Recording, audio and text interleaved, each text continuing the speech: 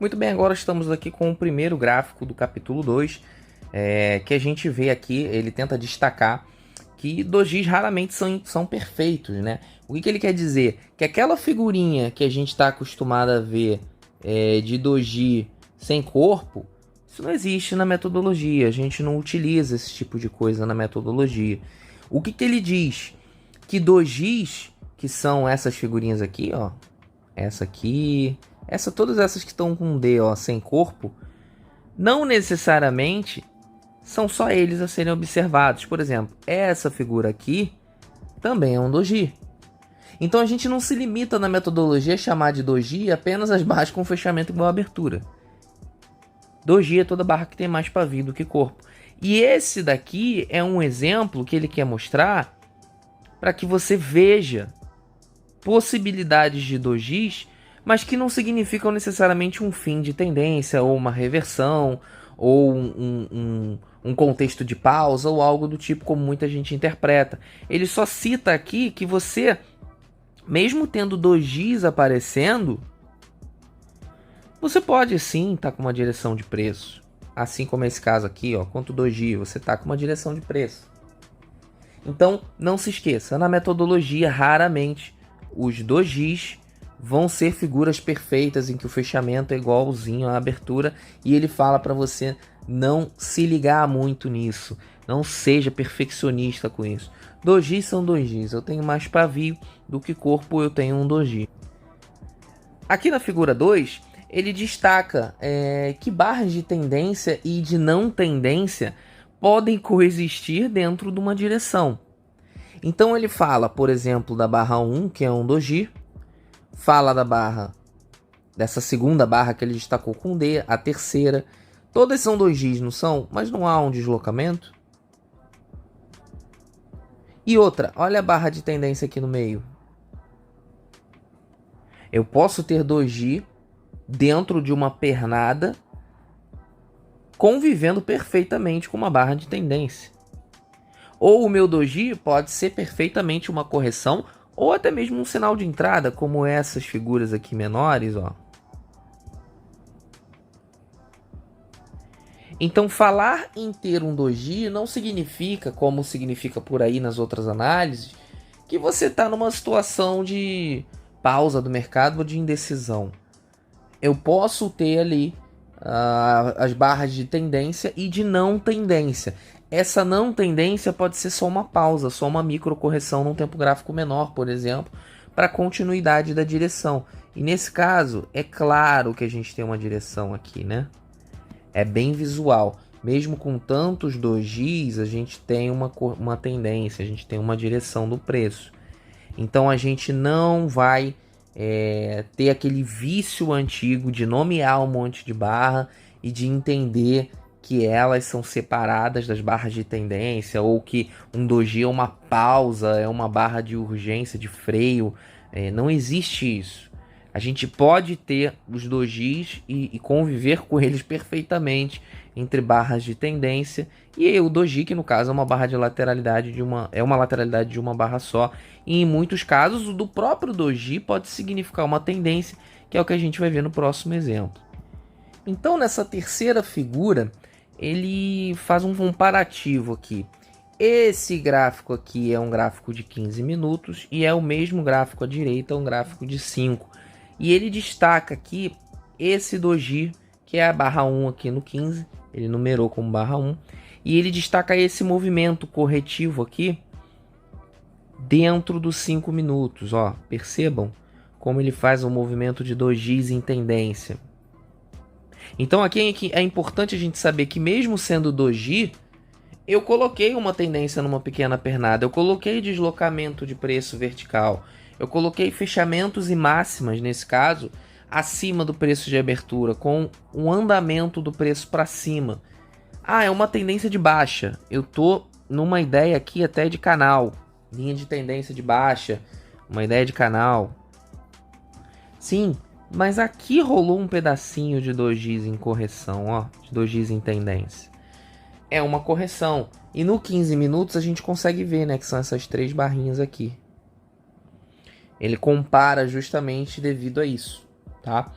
E vale ressaltar aqui, que ele até destaca isso nessa análise mais profunda do gráfico, vale ressaltar que as falhas são comuns em rompimentos de linha de canal. O que ele quer dizer com isso? Ó? Linhas de canal, que são as linhas de cima num canal de alta ou as de baixo num canal de baixa, elas podem ter falhas acontecendo recorrentemente, como essa barra aqui falhou o rompimento. Tá? Então essas falhas são comuns em rompimentos de linhas de canal, pois são tentativas de acelerar uma tendência e ela tende a enfraquecer com o passar do tempo. Ou seja, eu estou tentando, além de reverter, além de ter dojis em tendência, eu estou tentando romper e, obviamente, acelerar uma tendência contra a prévia. E é natural que isso falhe, porque com o passar do tempo, esse tipo de coisa vai enfraquecendo, esse tipo de tentativa de rompimento vai enfraquecendo. Então ele destaca isso nesse gráfico como exemplo, porque é importante a gente saber que não é porque deu um doji em tendência que a gente tem que comprar por qualquer motivo. Olha o posicionamento da média, olha a tendência, olha a própria linha de tendência de baixa aqui formada. É natural esse tipo de falha aqui, tá bom? É isso que ele menciona também nesse exemplo aí, terceiro exemplo. Bom, tirando um pouco o foco dos dojis aqui, o Brooks se separa nesse quarto exemplo algumas características bem peculiares que a gente falou ao longo do capítulo, né, como destaque, algumas características peculiares da barra de tendência. Eu posso ter barras de tendência que não necessariamente estão dentro de uma tendência prévia e que podem significar em sua maioria o contrário. Lembra que eu mencionei sobre a possibilidade do clímax? Então olha, por exemplo, essa barra 6. Ela fez uma tentativa de rompimento desses dojis aqui, ou seja, dessa lateralidade. Aqui tinha uma lateralidadezinha menor, né? Então ela fez uma tentativa de rompimento e a barra 7 falhou. Vocês lembram que eu citei a possibilidade de que se eu tenho uma barra ampla, como essa 6, e logo em seguida eu vejo uma barra contrária pequena, fechando próximo ao fechamento dessa barra ampla, vocês lembram que eu falei que isso pode ser climático, isso pode gerar ali uma frustração do pessoal que botou essa barra grande? E foi exatamente o que aconteceu. A barra 7 fez dessa barra 6 uma tentativa frustrada de rompimento. Então essas barras de tendência, ele também destaca isso na análise desse gráfico. Essas barras de tendência, elas podem significar em muitos casos o oposto do que ela parece mostrar para o trader. E o que ela parece mostrar para o trader? Que é um rompimento que esse mercado vai virar para cima. E não foi isso que aconteceu. Porque ela veio seguida de uma barra de queda pequena, um dojizinho pequeno, fechando próximo a uma barra ampla. Ou seja, ele configurou uma falha. Então, se você olhar, o clímax aconteceu na barra 6. E se ele falhou, é porque existe um motivo. E que motivo é esse? Ele cita também aqui nessa figura o seguinte. Sempre que uma barra grande como essa barra 6, tá? Tenta se formar, né, contra uma tendência, ou seja, em uma tendência que já dura 30 ou mais barras, que tendência é essa? De queda. Mesmo que isso aqui tenha lateralizado, a tendência é de queda. Eu não vi uma sequência de barras de alta me mostrando uma correção, como essa aqui, por exemplo. Ó. Eu não vi. A todo momento, eu estou em queda, desde a abertura do dia. O meu preço está caindo. Eu não vi uma sequência de barras dessa. Então, o que ele diz? Quando eu tô com uma grande barra contra um movimento que já apresenta, que já dura, né, 30 ou mais barras, no geral, essa grande barra frequentemente vai representar o quê? Vácuo e clímax exaustivo. Se é vácuo e clímax exaustivo, eu não tenho continuidade. Essa barra é falsa. Então durou 30 ou mais barras numa tendência e aparece uma barra contrária a essas 30 ou mais barras, sendo que antes eu não tinha visto nenhuma sequência de barras como essa anterior, eu estou o tempo todo com barras de queda predominando, 30 ou mais barras, ele lateraliza, mas em nenhum momento ele bota uma sequência de barras contra essa puxada dessas 30 ou mais barras. Geralmente, quando aparece uma barra ampla nesse quesito aqui, nesse caso aqui, nesse exemplo, a gente vai ter a configuração de um clímax exaustivo com um vácuo, tá? Ou seja, essa barra foi sugada para uma região de preço que estava vazia e logo em seguida, além de todas essas características, ela botou uma barra contrária sem gerar continuidade nessa barra ampla. Atenção, gente, em muitos casos essas barras amplas são contraintuitivas, ou seja, elas mostram uma exaustão de movimento, elas mostram uma ideia de não continuidade, em vez do contrário. E justamente por isso essas barras armadilham demais os players fracos, ou seja, a galerinha que quer operar rompimento de pivô, que quer operar coisas que não fazem muito sentido em alguns contextos, ok? Vamos para a próxima figura?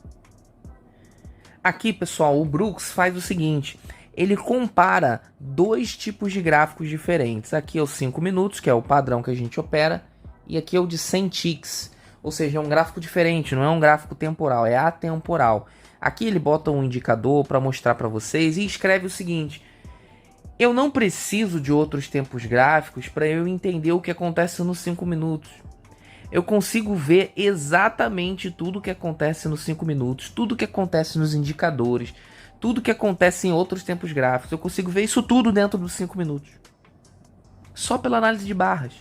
Eu não preciso botar IFR, estocástico, MACD, eu não preciso botar nada disso. Eu consigo enxergar tudo só pelo gráfico de 5 minutos. E aí, comparativamente, ele explica esse sinal que funciona aqui. Por exemplo, ó, vocês lembram do que a gente falou do 2BR? Aqui um exemplo de 2BR, ó. E aqui o que ele sinaliza? Que esse tamanho de impulso para baixo, vocês vão aprender mais para frente movimento projetado, ele espelhou isso aqui para baixo e deu uma região aqui, exatamente onde o preço parou e fez esse famoso 2BR, que foi o que eu expliquei para vocês, que é uma reversão de duas barras. O que esse 2BR quer dizer? Significa que o preço atingiu uma região importante, que foi o espelhamento desse primeiro movimento de queda aqui, e gerou aqui um sinal comprador, tá? Lembrando que isso aqui, essa barra 8, ela foi climática. Percebe como aquela é uma barra maior do que as últimas 5 a 10 barras? Percebe como ela aparece em uma região de suporte tarde numa tendência? Que região de suporte é essa? Esse movimento projetado. Então ela é uma barra ampla, maior do que as últimas 5 a 10 barras. Ela aparece no final de movimento, uma região de suporte, e ela me gera um 2BR. Então aqui eu tenho confluência o suficiente para entender que essa correção vai ser mais profunda e que eu posso gerar um impulso contrário nessa ocasião. E eu consigo ver essa divergência aqui em outro gráfico? Consigo. Mas eu preciso disso? Não, eu não preciso, porque eu já vi isso tudo nos 5 minutos. Saber ler uma barra ampla, saber ler clímax, te permite limpar o seu gráfico, te permite focar só no que interessa, que é o gráfico de 5 minutos para a gente trabalhar no day trade. Então, esse tipo de figura é muito importante para vocês conseguirem começar a treinar o olho de vocês ao longo do estudo dos livros, para entender que você não precisa de outras coisas, você só precisa ver as barras. É o que interessa. As barras, elas são o principal, elas que vão fazer você ganhar dinheiro. Não vai existir indicador gráfico, não vai existir setup gráfico mágico, não vai existir, sei lá, gráfico de Renko, qualquer outra coisa. Ele mostra para você que existem, através da análise de fluxo, que eu digo dentro da ordem, né? Dentro do candle, dentro da barra, você consegue ver o fluxo, ó. Você viu que entrou vendedor fraco aqui querendo e comprador forte querendo realizar. vendedor forte querendo realizar, entrou vendedor fraco no final, entrou comprador fraco estopando, por isso que ele faz o clímax, a gente já sabe disso.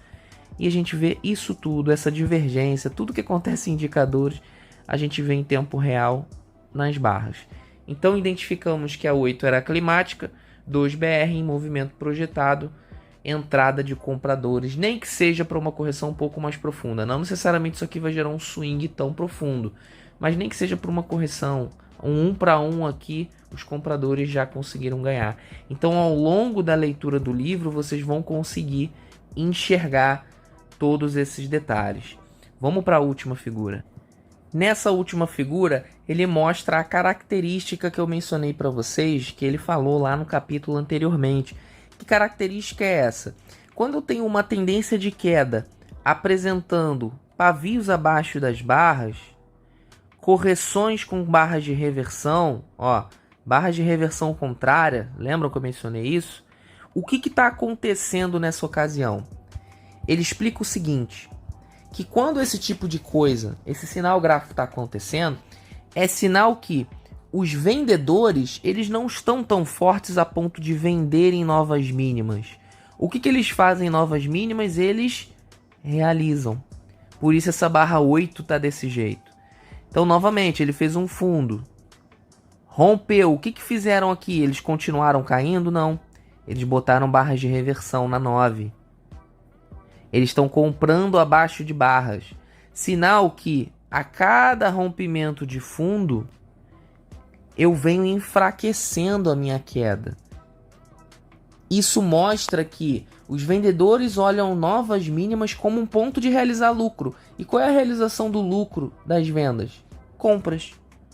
E se os vendedores estão realizando, ou seja, saindo das posições deles, provavelmente, se eles não estão abrindo novas vendas, provavelmente essa tendência está acabando. O mercado está se transformando para bilateral, ou seja, equilibrado. Ele está saindo de uma tendência e virando uma lateralidade. É exatamente isso que ele quer dizer nessa figura. E olha o que aconteceu depois. O mercado reverteu. E aqui sim, a cada rompimento de máxima, eles vão comprando. Aqui sim, a cada rompimento de máxima, eles continuam comprando. Quando no novo rompimento de máxima eles começam a vender, o que acontece? Bilateral, o mercado reequilibra. E assim funciona o mercado. Como que eu consigo ler isso? Através da leitura das barras. O comportamento das barras em regiões de extremidade. Analisando clímaxes, analisando barras de tendência, dojis, tudo que vocês aprenderam aqui e vão aprender muito mais ao longo dos capítulos. Então, esse é o principal resumo dos principais tópicos desse capítulo 2. Vamos seguir aqui para o capítulo 3. Espero que vocês tenham entendido, espero que tenha ajudado aí a vocês a analisar e identificar essas barras. Estudem bastante essas barras climáticas, elas são muito importantes para o segmento do seu aprendizado. Valeu!